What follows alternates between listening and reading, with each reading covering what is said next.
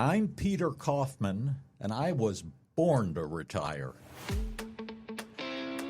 Welcome to the Redirect Podcast, where we explore what comes after career. Real conversations about transitioning from the 9-to-5 grind to your next great adventure. Whether you're heading into retirement or simply redefining what purpose means, we're here to inspire, inform, and help you reimagine what's next. This isn't the end of the road. It's the start of something new. Hello, everyone, and welcome back to another episode of the Redirect Podcast. Today, we're going to have a conversation with Peter Kaufman, who is enjoying his retirement.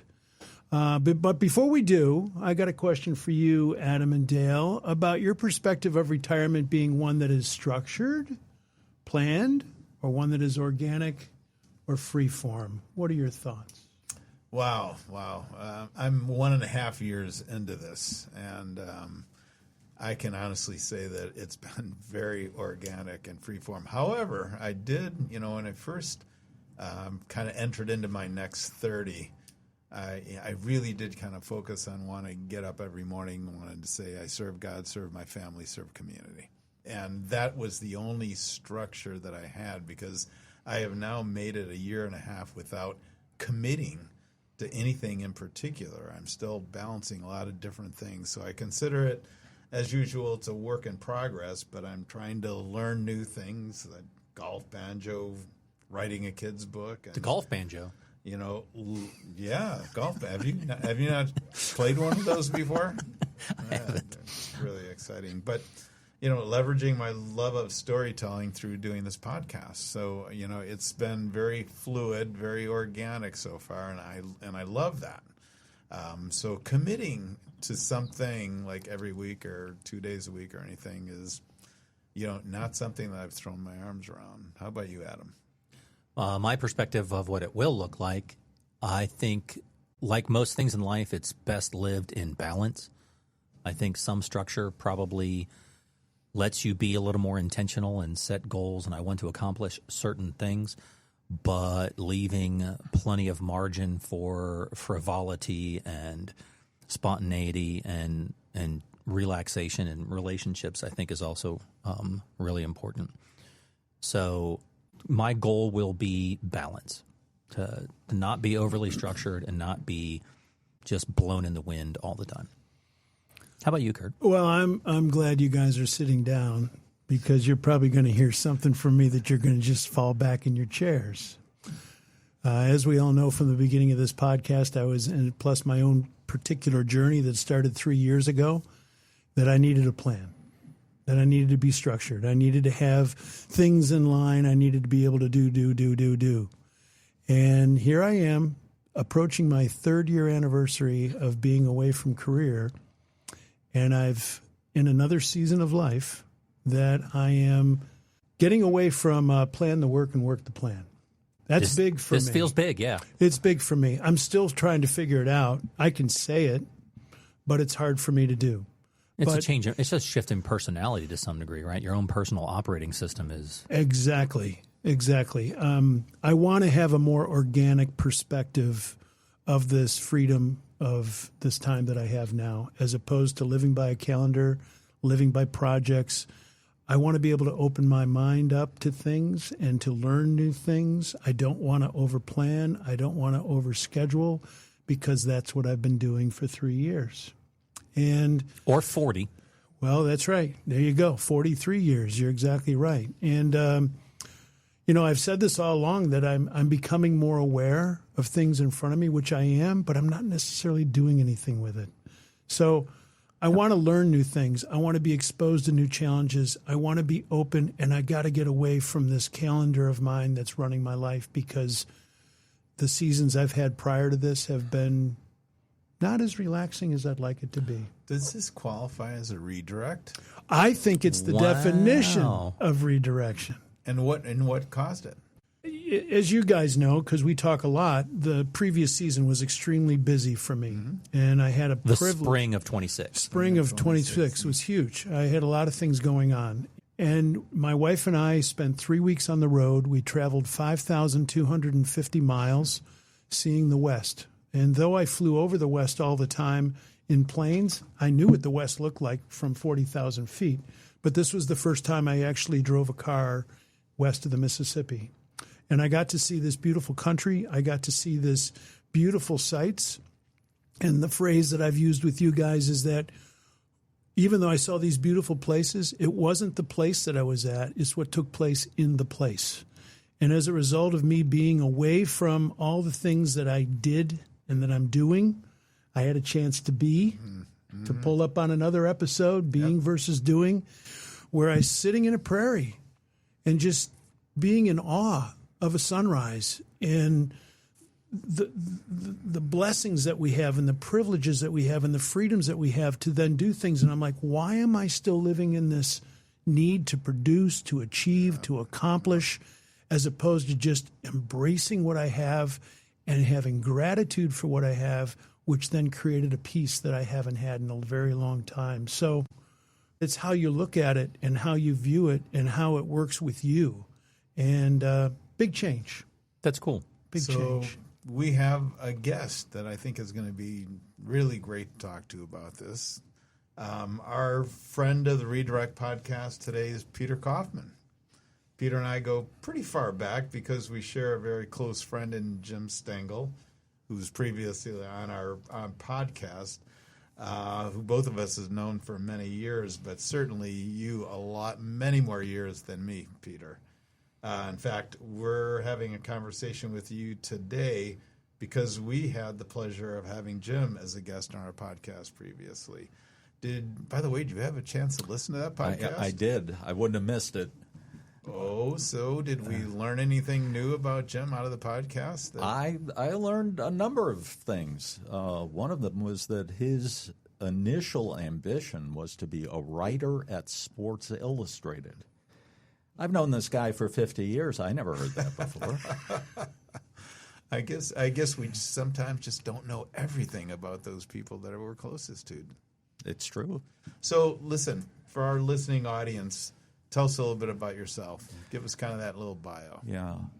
First, I want to say that Curt is singing from my hymnal. I should have gone to your church a long time ago.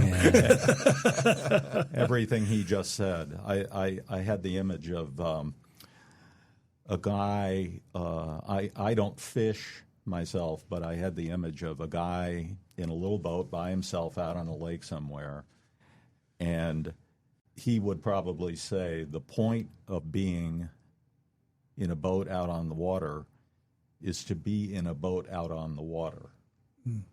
It's not to catch the biggest bass. You may not catch anything. The purpose of being out there for those hours is to be out there. Mm-hmm. I subscribe to that. I think a certain amount of downtime is refreshing. Just this morning, I was at the Stengel's house, and I was sitting out on their porch, and they have a number of bird feeders, and it was a beautiful, cool morning in the middle of the summer, and the birds were just flocking to the feeders, and I spent a good 15, 20 minutes just sitting there monitoring them, and it was fascinating.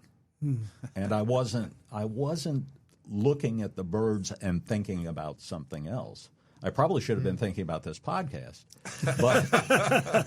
but the birds were just so you have to kind of get on their wavelength and tune in and see what's right in front of you, and I would describe that as nourishment, as opposed to a lot of the tasks that we maintain on our daily schedule, which make us feel like we're busy and important and doing something.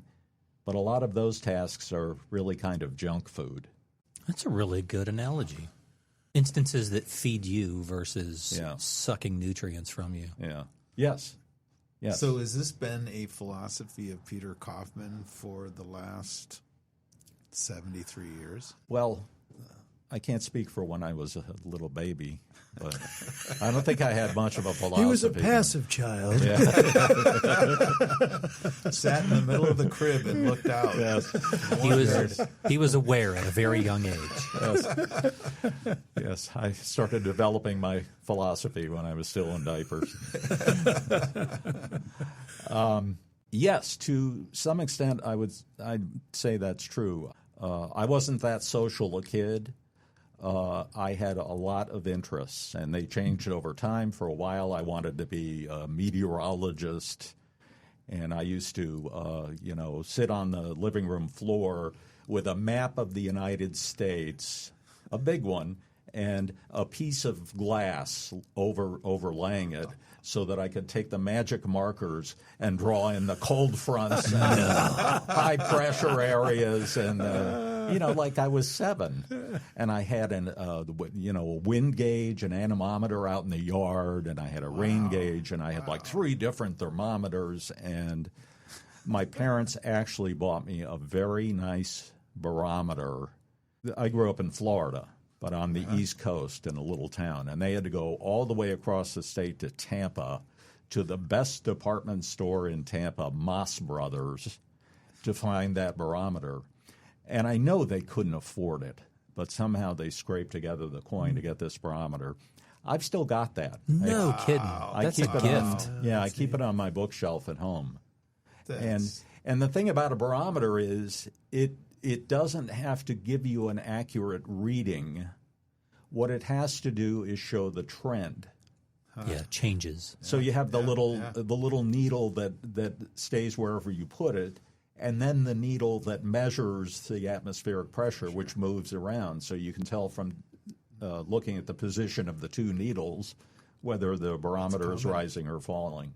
So it's still functional in that sense, and I keep it because it means something to me about my parents.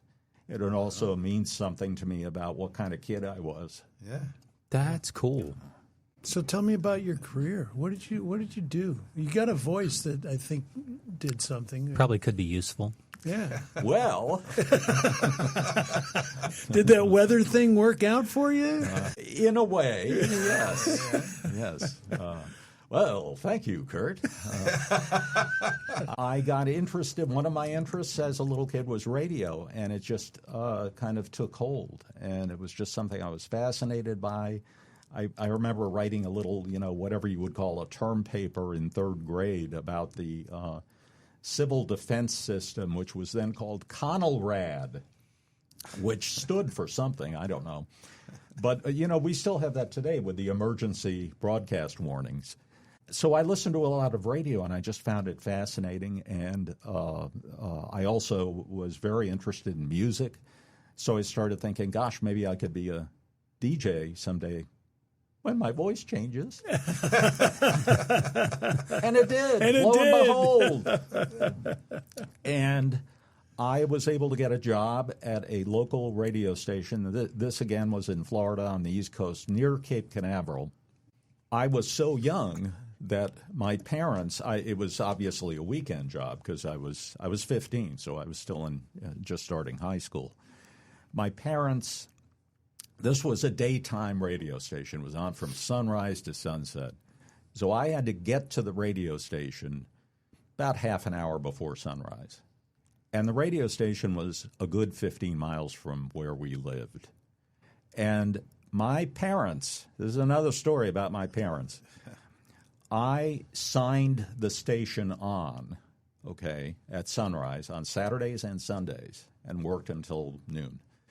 So they had to get up an hour before sunrise on Saturday and Sunday. Think about that. Their days off. Get in the car with me, drive me 15 miles so I could get to the station half an hour before sunrise because you have to warm up the transmitter and do various things before you can sign up. And warm up the pipes. Yes. Me. And they got back in the car and drove the 15 miles home. And then they had to do it all over again at noon to pick me up, Saturday and Sunday. Wow. How do you repay a debt like that? You can't do it. They probably wouldn't ask you to. No. So I had this weekend job, and it did include spinning discs and reading the news and reading the weather. There you go. Yeah, you made it. It happened. It happened. So, and sometimes, because of my earlier expertise, I could kind of elaborate on the weather forecast. That what they would send you over the teletype was just like 3 short sentences, partly cloudy with the chance of showers in the afternoon. And you turned it into something bombastic. And I would say, this has all the appearances of an occluded front draped across the northern part of the state, and I think this is just me talking here, but I think by about Thursday we may see some significant rainfall. And just to recap, you're 15. Yeah, I was 15 years old and didn't really know what I was talking about. But it sounded good. Yes, I said it very authoritatively. It was a great experience, and it confirmed in me that was what I wanted to do. That was what I wanted to do with my life. Yeah. And to the point where, when I graduated from high school, I got in my old beater car and drove from Florida to Duluth, Minnesota, to take a job at a radio station there that a friend of mine had offered me. What I wanted to be was Larry Lujak from WLS. Or, I didn't have to be particular. It could have been Chris Eric Stevens or John Landecker or, For those who don't know, they're listening, WLS is a 50,000-watt blowtorch of a radio station in Chicago. Probably one of the premier radio stations, even still today, but definitely back in the 60s, 70s, 80s. Yes.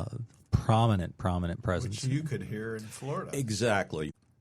Cincinnati has now, and I don't know how long they've had, WLW, the 50,000-watt. The big one. The big one. And Peter, my version of your story, when I was 14, 16 years old, WLW, the big one, locally, at 7 o'clock every day, U.S. Naval Observatory, master clock, Eastern Standard Time, 7 hours, 0 minutes, exactly. Boop. Oh man! And I would recite that every day. Man, obviously. I mean, for a certain kind of person, that just gives you a tingle chills, in your spine. Yeah, right? you get it. Like, oh, yes. Oh my! So I have to redirect this conversation. Well, it's about time somebody. We are talking about something that's not even on the notes. Curt is our master redirector. So let's talk about redirection. Yes. You didn't have a lifelong career in radio. You had another career. And I did. What was that, and what were some of the redirections that you experienced? Long story short, I changed my mind about radio and decided maybe I ought to do something a little more constructive with my life. And so I did start looking into college and ended up at Indiana University. Why are you shaking your head? I didn't know that. Oh, I thought you were like... I should have done that research, but IU, okay. Yeah, right. Well, I'm a Hoosier. Football powerhouse. Football powerhouse, yeah. A recent football powerhouse. Yeah. I spent my first 2 years there not really knowing what it was I was going to study. But I wanted to work for the school paper in the area of writing movie reviews and rock concert reviews. That was what I was really into. I was into arts, and specifically those arts. And so I got myself on the staff doing that, and I looked around the newsroom and saw all these young journalists who were really sharp, were having a great time, and I thought, maybe I ought to try and do something a little more like what they're doing. And so little by little, I eased myself into the world of news and had an internship in the summer of 1975 at the Cincinnati Enquirer as a reporter. Among other things, fell in love with Cincinnati. And how can you not? Yeah, it's been a lifetime passion. I just love this town. And again, compressing the story, I learned very quickly that rather than being a reporter, I should be an editor. That's where my strengths lay. Also, just between us, since, it's just us four talking. I will say as an editor, it's the reporters who do the hard work. They start with nothing. They start with a blank screen. The editor is waiting at his desk to receive the work of the reporter who started with nothing and made all the phone calls and knocked on the doors and did the research and wrote this thing. And maybe it needs a little work. Everybody's first draft needs a little work, including editors. And they send it to, this is the way I like to tell, the people say, what does an editor do exactly? They don't really understand that. And what I like to tell them is I sit at my desk and I have my feet up on my desk and the story arrives and I read a few paragraphs of it. You know, I spend half a minute looking at it and I go, I don't know, it just doesn't work. Take another whack at it. And that's what an editor does. This is what I tell people. There is a little more to it than that, but essentially there is some truth in that. Look, I edit a podcast, so I know exactly what you're talking about. Yeah. Not much there. But you say, well, this is all I got. Yeah. Just, take the last paragraph and make it the first paragraph and move some commas around. Take out everything in the middle. Yeah. Okay. So, editing. Where did you edit? This was another redirection. When I got out of college, particularly after having the internship in Cincinnati, I wanted a newspaper job. And I looked all over. And somebody else, I think Dale, it was you who was saying recently that getting out of college in 1975 it was hard to find a job. Yeah, right. Man, that was true for me. I tried newspapers all over the place, and I still have my rejection letters. I think it's a good idea to keep them. Humbling. Yes, it keeps you grounded. It really does. And so, luckily, and it really was luck, I got a job with Time Life Books in Alexandria, Virginia. They were moving the books division from Time Life in New York down to Alexandria.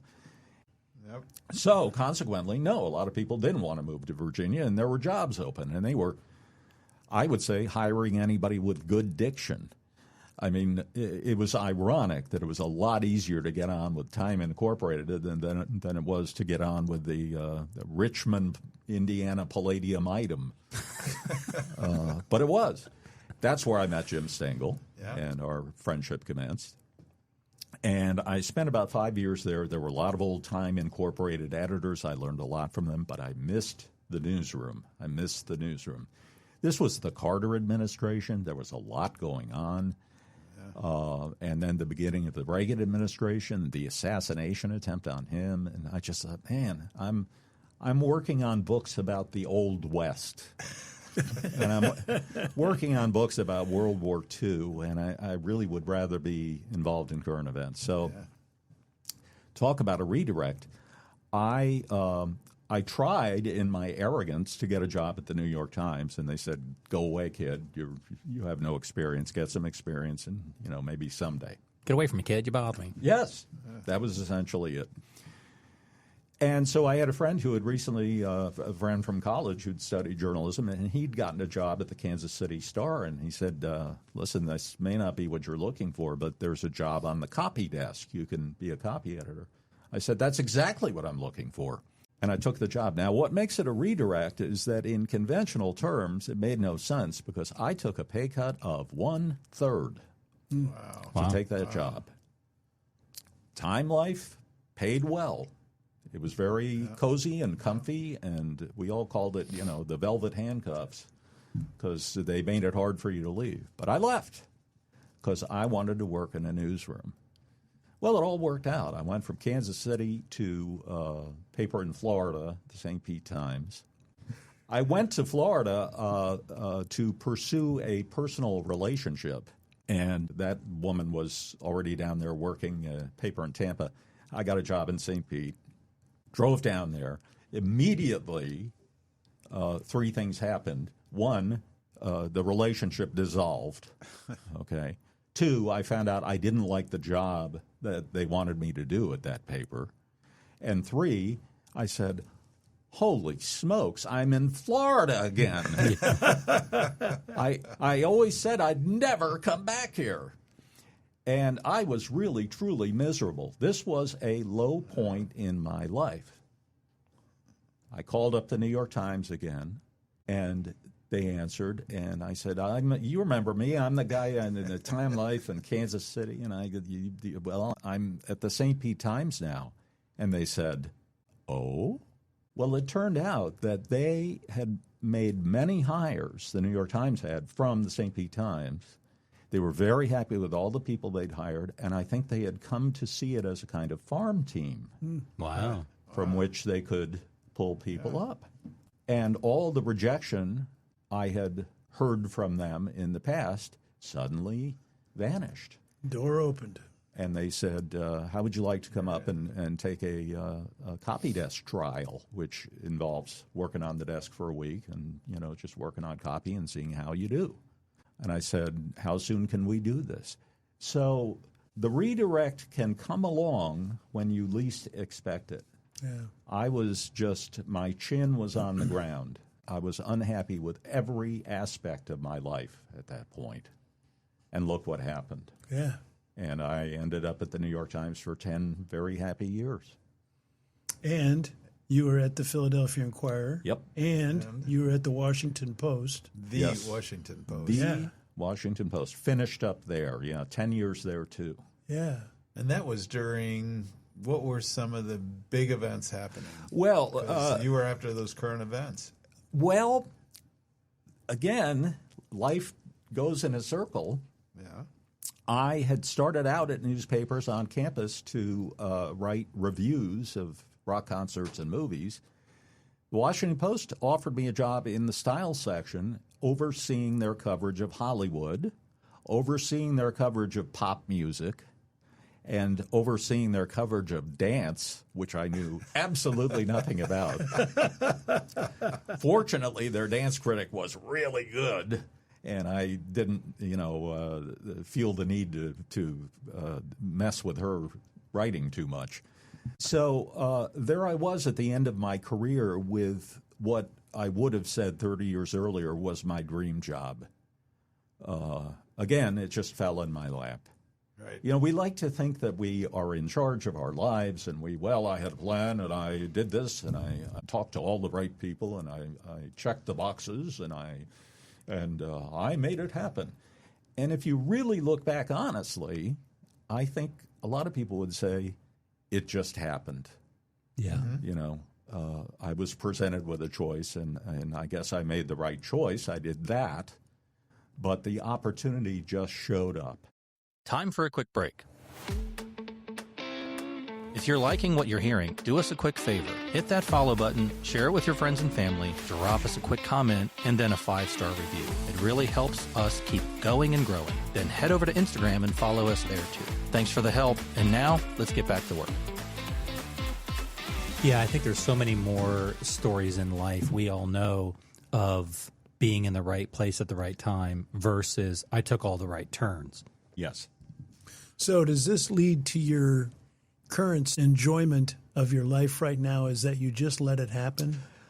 Yeah, and I'm thinking about your opening conversation about the role of structure versus spontaneity in your lives now.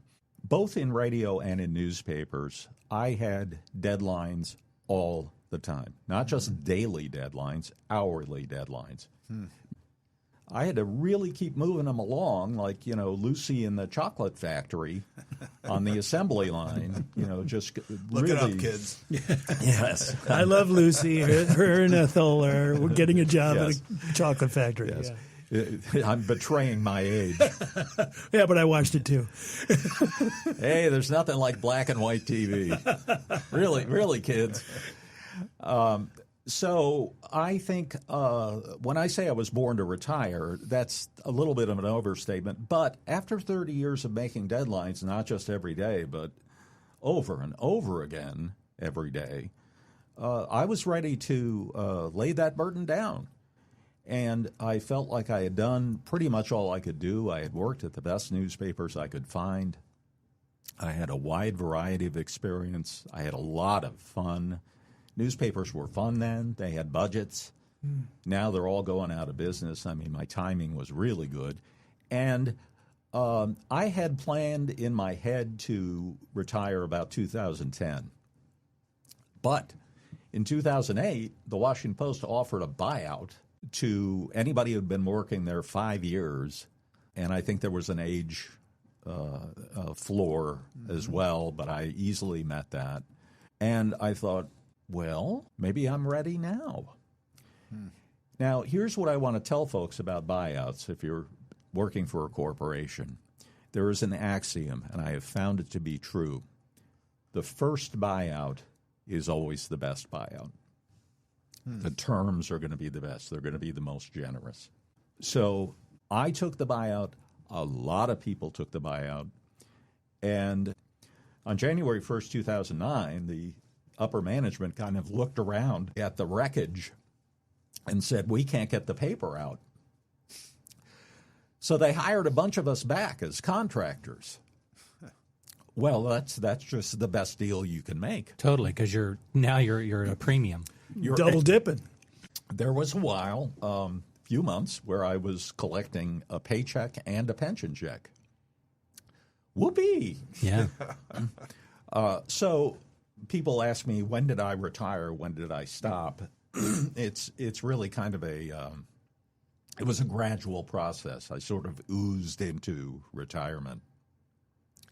And I took another job to make some more income, but that was a short-term thing. And then I transitioned into freelance editing, and that lasted for several years. And then eventually I got to the point where I said, I'm not going to look for work. Like my LinkedIn profile, I haven't looked at it in years. You still live in Rhode Island right now. Yes. I moved from Rhode Island in 2018. But according to LinkedIn, that's where I live. And it's your picture from 2001. Well, I'm not changing that. I didn't think so. I mean, would you hire a guy with this face? No, I don't think so. So it was a very gradual process. I continued to freelance for several years, but it was more like word of mouth. People would hear that there was this guy available. And I just worked on things that interested me. It wasn't really for the money anymore. It was just to kind of keep my hand in and a little income, but mostly just to keep my skills sharp. And I'll still do it if somebody has an interesting proposal, but I'm not looking for it. All right, so we've talked about where you've been. Now I want to know where you are. Yeah. Okay, so you made that decision. You took the offer, the first buyout, and then you redirected yourself again. I sure did. So what does your life look like now? Yes, I retired to Rhode Island, had a house there, and eventually, for various reasons, came to feel that it was not wise for me to stay there. I loved the house, but it was in a community of second homes. And people were there during the summer, and they were not there during the winter, but I was. We had terrible snowstorms. No community. No community. It was desolate. So I started thinking about alternatives, and what I ended up with was what's called a continuing care retirement community, which starts you off in independent living, and you have an apartment, and you set your own schedule, and there's no curfew, and you come and go as you please. And when you want to travel, you just lock the door behind you and you go. All the maintenance is taken care of. I call it, because I don't like to be pretentious, I call it the old folks' home. I'm living in the old folks' home. If you need higher levels of care at some point, it's available to you right there on the same campus. If you need assisted living, if you need skilled nursing, if you need memory care, they have all of that right there. So you've made your last move. So I decided at age 65 that I had made my last move. And that's really young to be moving into a place like that. So that must have been a whole different acclimation for yourself as well. Yes, it was a big adjustment. I don't know what I expected, but I found right away that there were a lot of people in my building who were old enough to be my parents. I kept expecting to run into my own parents, when I went around a corner. At bingo night. Yes. Or mahjong. Yeah. So that took some adjustment, but I think that was good for me, and I learned a few things. And one of the things I learned was that there are people there at age 90 who can really bring you along in life. I just happened to encounter a guy who was a retired professor of religious studies and religious ethics, and had been a dean of students at his college, and had studied at every prominent seminary there is. He had a degree from the Duke University Divinity School, written books about the Bible. Very, very smart guy. Still has every marble he ever had. And I kind of talked him into doing a one-on-one Bible study with me. And we get together. This was 5 years ago. We're still doing it. That's awesome. We get together every Tuesday. We agree on what my homework is going to be. And the homework isn't I don't write a paper or anything. It's just what do you want to read in the next 2 weeks. He doesn't have you try to edit the Bible, right? I can't tell you how many editor jokes he's made about all these begats. Somebody should have put a hyphen in there for crying And this out loud. Paul character just keeps running and running and running and on he- with his sentences. He has a lot to say. And he changed his name. Why did he? And why are you typing in red? Spoiler. So that's been great. That's been the things I thought I was going to spend my time doing in retirement. I haven't really done. On my kind of to-do list, like, I'm going to learn Italian. I'm going to learn all about trees because I don't know an elm from a sycamore. I'm going to do that. I'm going to learn how to cook Indian food. I haven't done those things, but these other things have just come along again. Just serendipitously. Stuff happens and it drops into your lap, and you go, it's all in how you react to it. I could have said, well, yes, I wanted to read the Bible, but it's kind of late in life, and I don't know. But I just was open to it, and it's been a wonderful experience. He has not tried to convert me or push me in any particular direction. He has had me read a lot of different books about the Bible that espouse various theories and interpretations, and he just wants me to, dig deep. Explore. Yeah. And create a relationship. Yes. Yeah. So if I didn't live at the old folks' home, this never would have happened. Yeah. So whatever, qualms or reservations I had when I first moved in, and still have some, there have been these wonderful blessings that have arisen from it. During our preliminary conversations, you made a comment about how you are self-entertained. Yeah. Why don't you talk about what that means? Yeah, I feel lucky in this regard because I know there are a lot of people who even if their day isn't structured, they need various activities that they need to be involved in, even if it isn't on a specific time schedule. I have just, for as long as I can remember, I've been happy reading a book, listening to a CD, watching an old movie, black and white, on TV, going for a long walk. And one of the important things that happened to me late in life was I got a rescue dog. And we were so bonded that I quickly determined and declared that my top priority every day was going to be making sure Red, my dog, had the best day he could possibly have. And I cannot tell you the satisfaction I found in that. Peter, my dog, I don't mean this facetiously, I mean it literally. My dog saved my life. At a spot where I was extremely depressed. Yes. Gift of God to have that dog in my Yes. life. And he kept me alive, literally kept me alive to the point where I could find health and restoration. And I get it. I am right there with you. The word that always comes back to me regarding Red is purpose. I felt a sense of purpose that I don't think I've felt at any other point in my life That's doing anything. Yeah. It was so fulfilling. Yeah. So what advice would you give to a person like me? Get a dog. That's number one. But I can't get a dog because we're traveling so much, and then you got to worry about the dog. But what advice could you give to me? Like when I get to a point where, like yesterday, I had an open afternoon, but I was getting ready for the podcast today. So yesterday went by. How do I get that feeling of what can you coach to me to say to be more self-entertained and to be more here versus what I've been struggling with?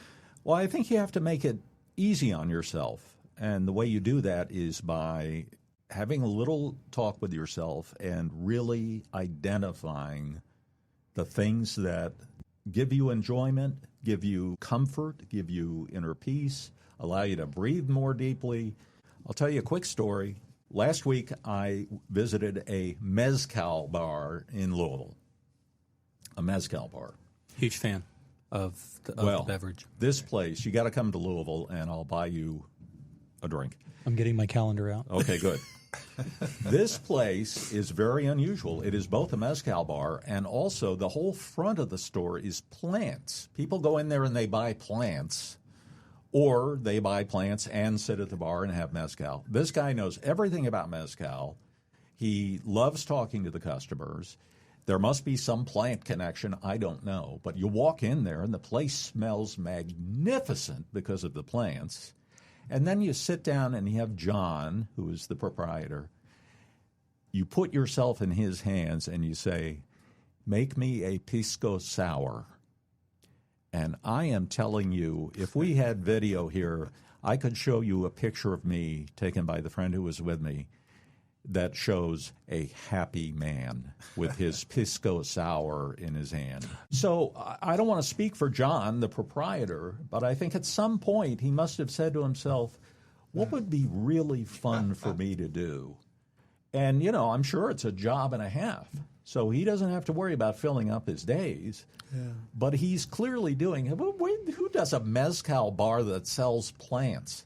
He clearly designed the thing that he and he alone wanted to do, and he's doing it. Yeah. That's the advice I'd give, is have a talk with yourself and, stop chasing the 10 o'clock meeting and the 11 o'clock meeting and the 3 o'clock meeting and the evening Zoom, and because you're not enjoying that anyway. Yeah. And find the stuff. It's now or never. Right? Yeah. As I mentioned in the beginning about this trip that I was on, one comment that my wife made to me, she says, okay, Curt, what are you going to let go? Because you got to create the margin in order to make have the space new for thing it. in. That's the underline. I think for everybody listening is you're in a position to be able to do it. Yeah. What a unique blessing that is. Yeah. Now what are you going to do with it? Right. Do something you love. Right. A perfect metaphor would be when I moved to this apartment. I was moving from a 1,900 square foot house to an 1,100 square foot apartment. I had to get rid of a lot of stuff. Yeah. What are you going to get rid of? You're kind of downsizing your life, or you need to. Not just your stuff. Yeah. Not just your stuff. And so what are you gonna leave behind?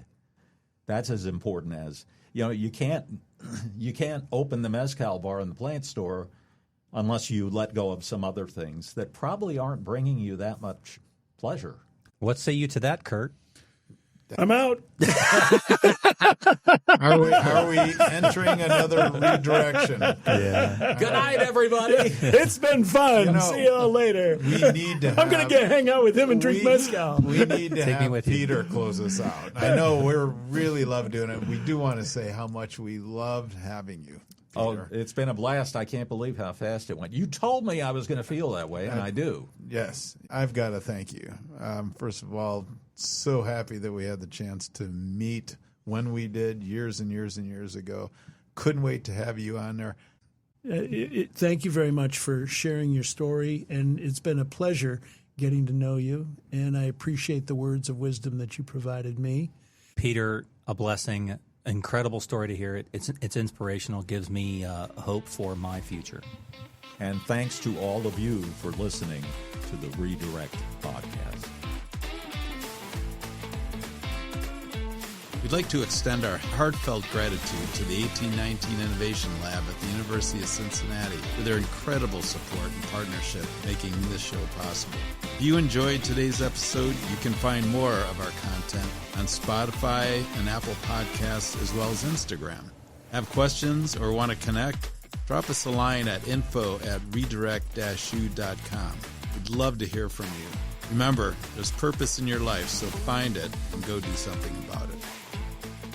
Hey, I've got one more comment.